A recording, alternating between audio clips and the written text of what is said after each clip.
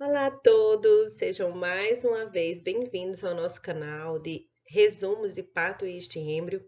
E nós estamos aqui no nosso módulo de embriologia. Hoje a nossa aula vai ser sobre a segunda semana de desenvolvimento embrionário, uma semana muito especial.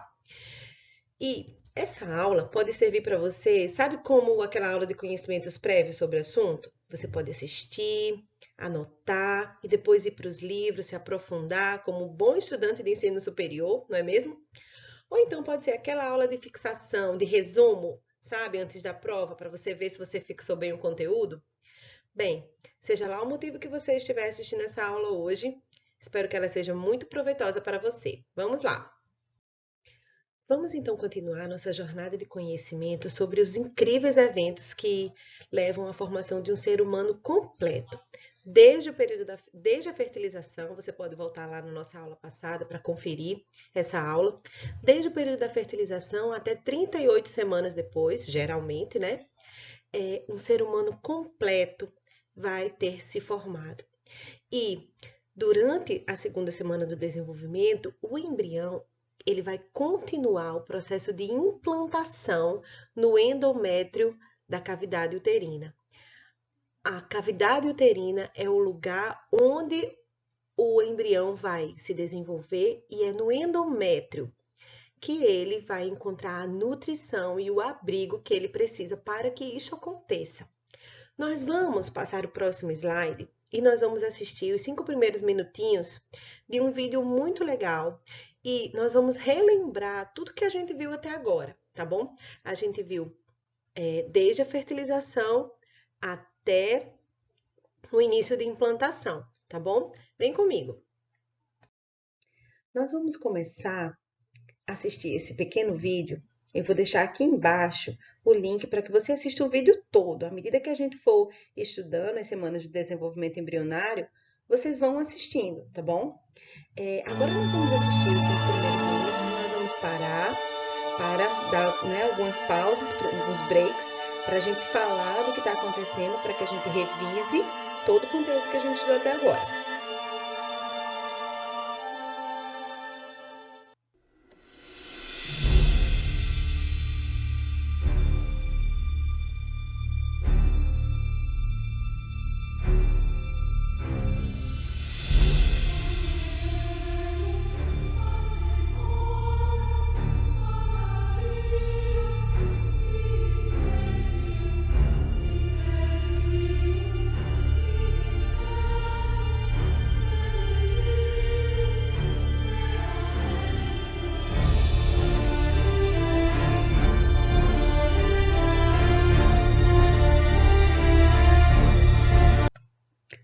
A nossa primeira parada vai ser para falar que tudo começa com a deposição dos espermatozoides, geralmente ali no final do canal vaginal, que é o início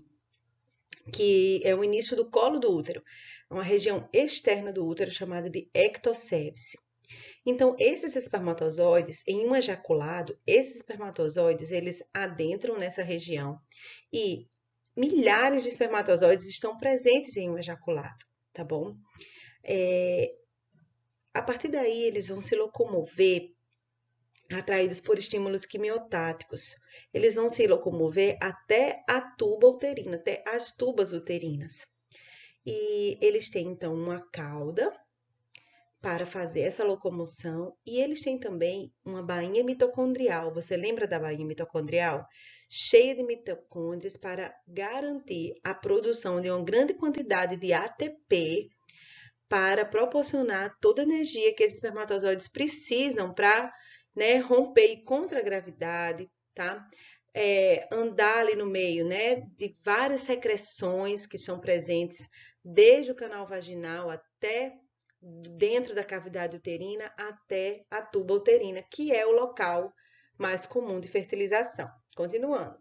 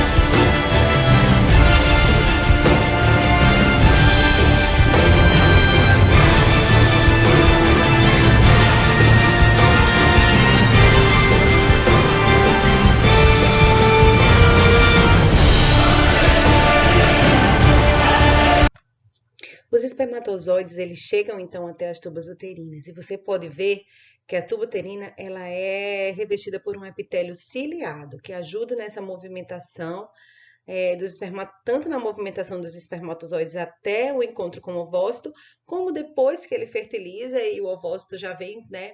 Então, é fertilizado e ele já vem, o zigoto começa a proliferar e na direção contrária para facilitar a implantação do concepto lá na parede da tuba uterina, na parede do endométrio, perdão, não na parede da tuba uterina.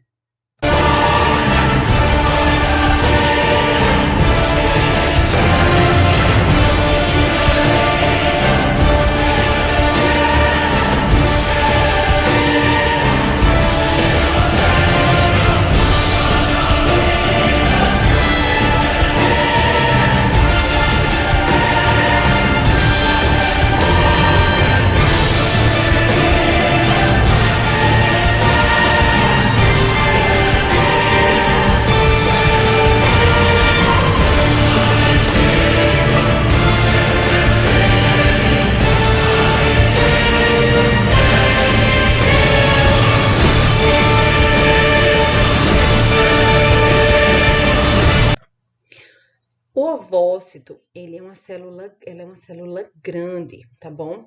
E geralmente o sítio de fertilização é a ampola da tuba uterina, aquela região mais encurvadinha, tá bom? Cerca de 200 espermatozoides alcançam esse local de fertilização, mas apenas um será o campeão, apenas um vai conseguir fertilizar o ovócito.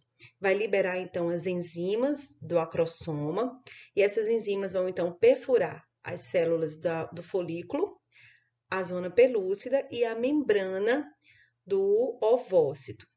Quando o espermatozoide adentra o campeão, né, adentra no ovócito, acontece uma reação bioquímica na membrana do ovócito, impossibilitando, né, a entrada de outros espermatozoides.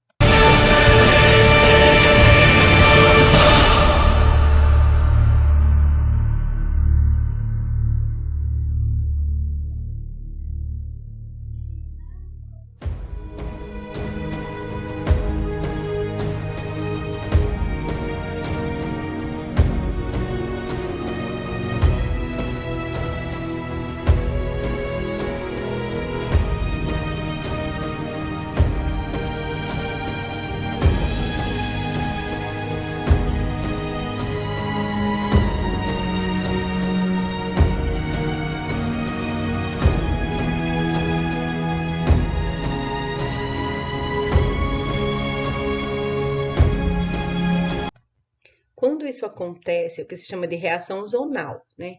Os outros espermatozoides não podem mais entrar. E aquele espermatozoide que entrou, ele então vai liberar o seu núcleo dentro do ovócito, que é chamado de pronúcleo masculino, com 23 cromossomos. E esse pronúcleo masculino vai se ligar ao pronúcleo feminino, também com 23 cromossomos, haploide. E aí vai formar um zigoto, uma célula nova, diferente, com 46 cromossomos.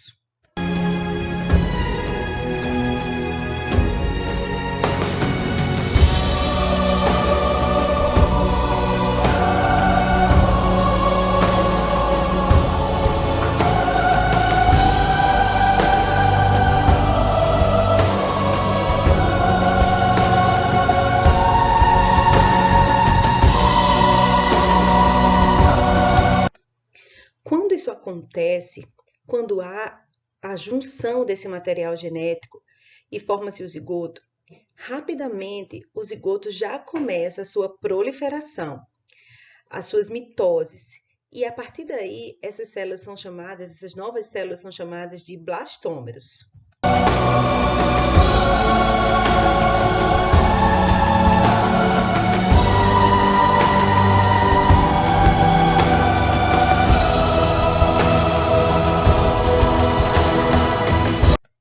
Sucessivas mitoses vão então acontecendo, formando mais blastômeros, enquanto aquele novo serzinho que está ali sendo formado vai caminhando em direção à cavidade uterina, ajudado então pelos movimentos peristálticos da tuba uterina, musculares da tuba uterina e pela ação ciliar, tá bom? Dos cílios.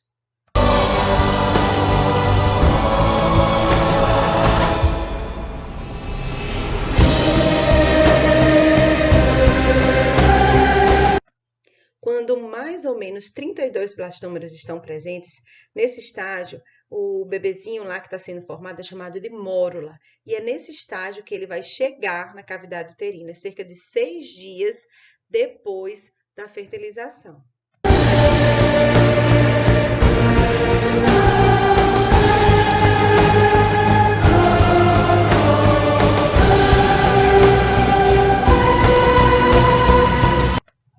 Então, ele vai ficar ali cerca de 2 dias, né, flutuando nos líquidos, né, na secreção uterina, até que do 6º para o 7º dia começa-se o processo, né, de implantação do embrião. Ele escolhe, entre aspas, uma parede, geralmente a parede posterior, e ali vai começar o processo de implantação. O blastocisto, então, ele vai se aderir à parede do endométrio e lançar, então, projeções, que são chamadas de sincício trofoblasto.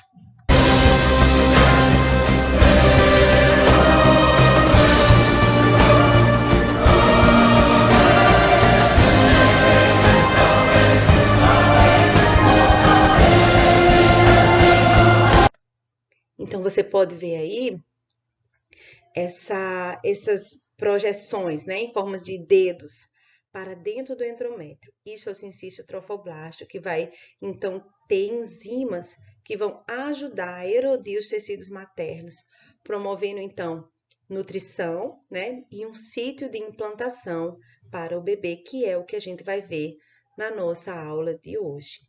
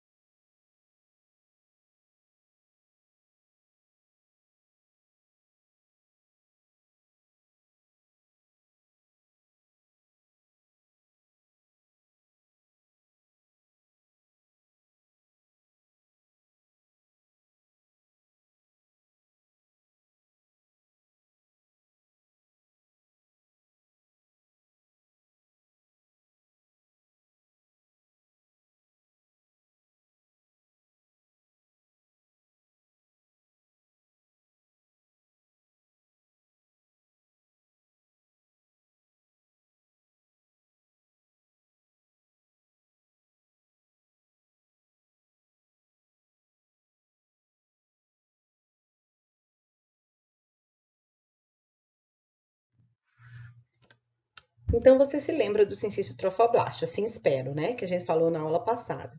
Sincício trofoblasto, esse nome meio esquisito, meio estranho, né? Ele justamente representa, quando a gente ouvir a palavra sincício, a gente já tem que ter na nossa mente que um sincício é um aglomerado de células que não tem membrana plasmática separando uma da outra, tá bom? Então, é uma massa celular multinuclear que produz enzimas proteolíticas, tá bom? Essas enzimas proteolíticas ajudam, então, a erodir os tecidos endometriais. Então, o cincício trofoblasto, ele invade o endométrio. E o que ele encontra no endométrio? É um tecido, né, conjuntivo, rico em glândulas, rico em capilares uterinos, rico em glicogênio. Tudo isso é uma condição ideal para o desenvolvimento do embrião. Então, nas fases iniciais dessa implantação, observa-se que o trofoblasto, ele apresenta-se sob duas formas, o citotrofoblasto e o sincício trofoblasto. A gente vai dar uma olhada na imagem do próximo slide para a gente relembrar isso. Vamos analisar essa imagem, ela vai servir como ponto de partida para a nossa aula de hoje, tá bom? A gente tem aqui o endométrio e a gente tem aqui o blastocisto se achegando ao endométrio para começar a sua implantação. A gente viu que isso acontece no final da primeira semana de desenvolvimento. Nós temos então aqui o embrioblasto e o trofoblasto. Aqui a gente tem a cavidade blastocística. Aqui no trofoblasto, nós vamos então poder observar a divisão de duas camadas, tá bom? De duas porções, na verdade. A gente tem o citotrofoblasto, que é essa camada de células achatadas, e a gente tem o sincício trofoblasto, que é uma massa celular multinucleada proveniente dessas células dos citotrofoblastos, que elas estão se proliferando e fazendo com que o sincício trofoblasto aumente de volume. Essas células são mitoticamente ativas, essas células do citotrofoblasto, e à medida que elas vão chegando, né, ao polo de implantação, elas se fundem, formando o sincício trofoblasto. À medida que essas células do citotrofoblasto proliferam, elas aumentam a quantidade de células do sincício trofoblasto. Então, o sincício trofoblasto, ele está aqui, olha, invadindo o endométrio, promovendo, né, degradando, erodindo esse endométrio, para promover um sítio de implantação para o bebê no endométrio, para aprofundar esse bebezinho que vai já começar a ser formado no endométrio. Então, o sincício trofoblasto são prolongamentos digitiformes em forma de dedos, tá bom?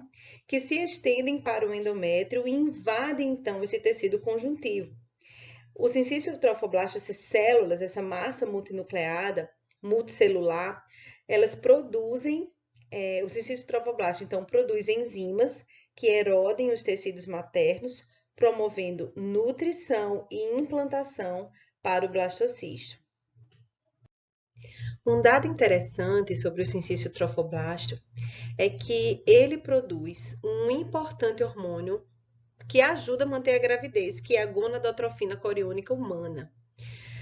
A gonadotrofina coriônica humana, o HCG, ele age sobre o corpo lúteo lá no ovário, tá certo? Você lembra do corpo lúteo? O corpo lúteo, ele é como se fosse uma glândula que se desenvolve depois que acontece a ovulação. Depois que acontece a ovulação, aquelas células foliculares que ali ficaram, elas vão formar um corpo lúteo.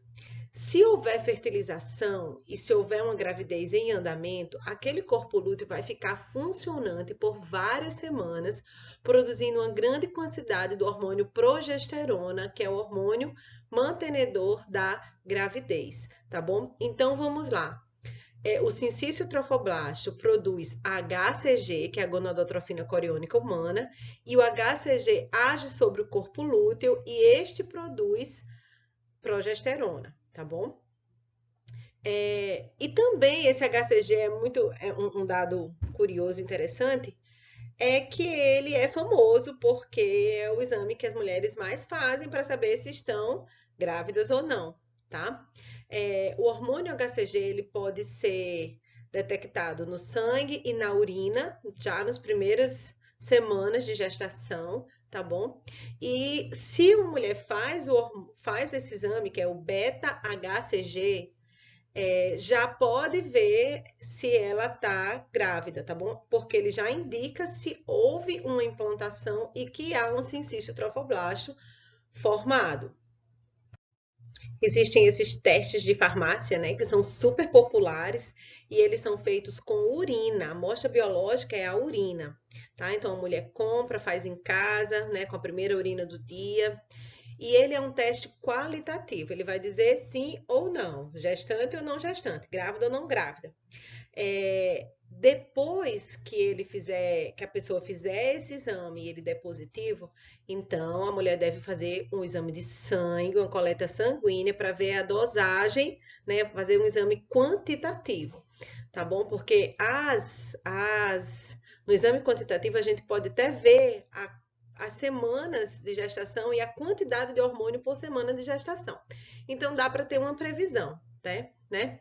E aí você tem o teste quantitativo, que já dá uma indicação de semana.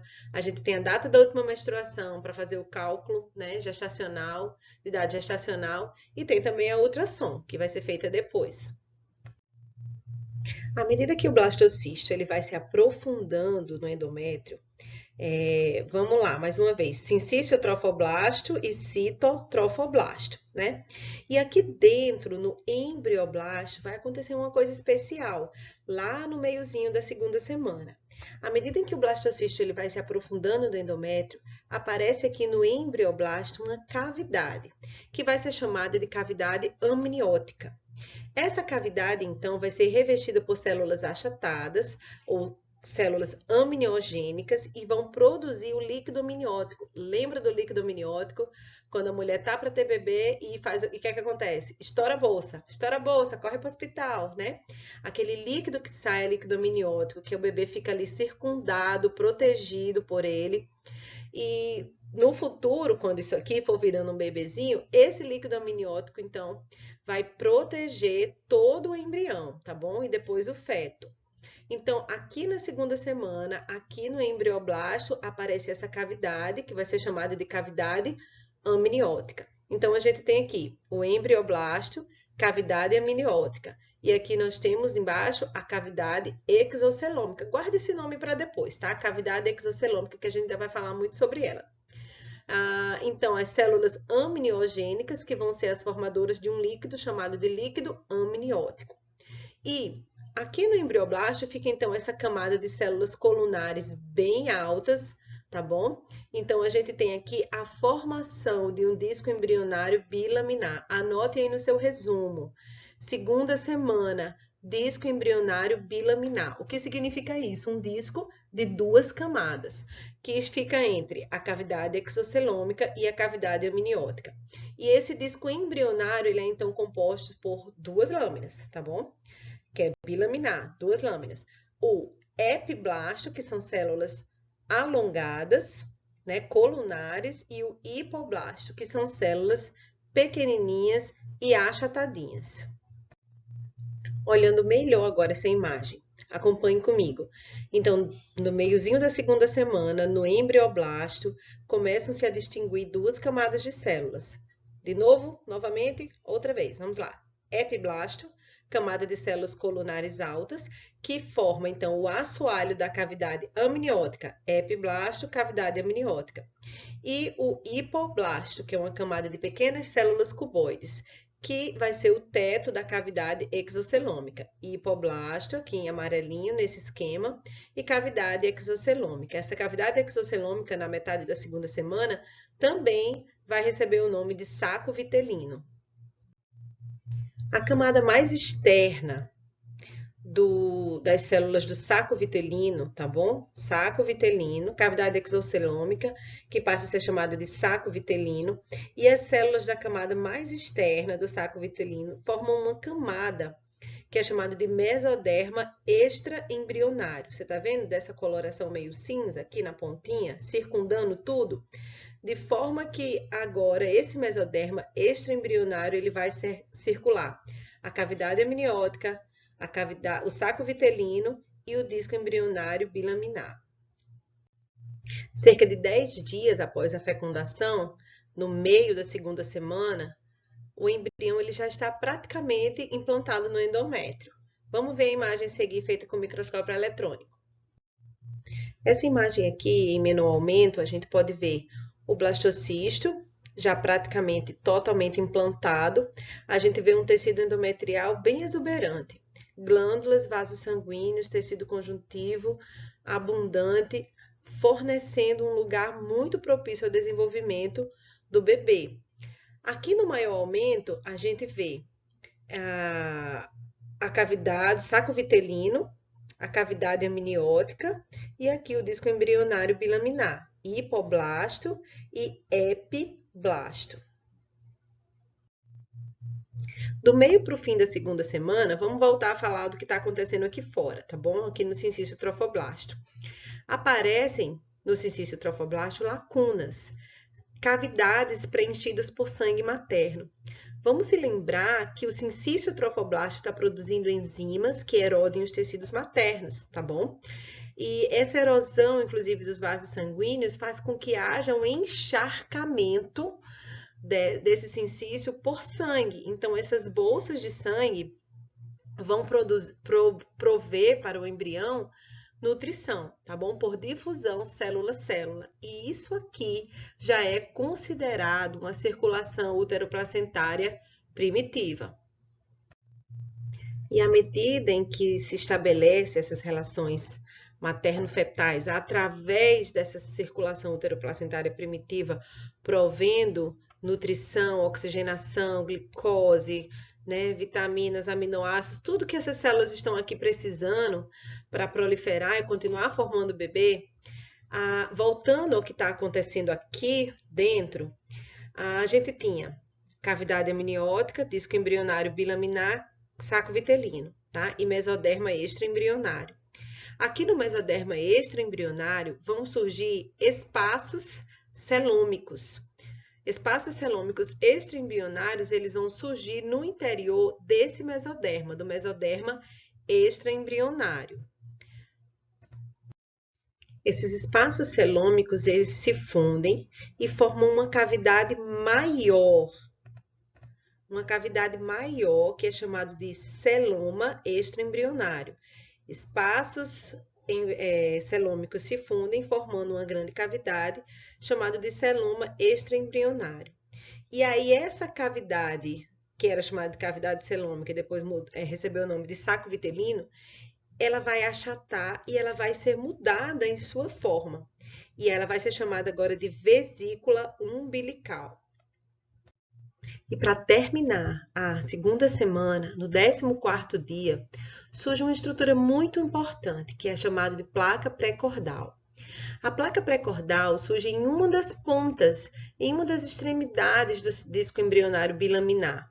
E ela consiste no alargamento das células do hipoblasto. Vamos lembrar? O hipoblasto, ele é o disco embrionário bilaminar, ele é composto por epiblastos, células colunares altas, e hipoblastos, células achatadas, cuboides. Só que em um lugar, as células do hipoblasto, elas se tornam colunares altas também.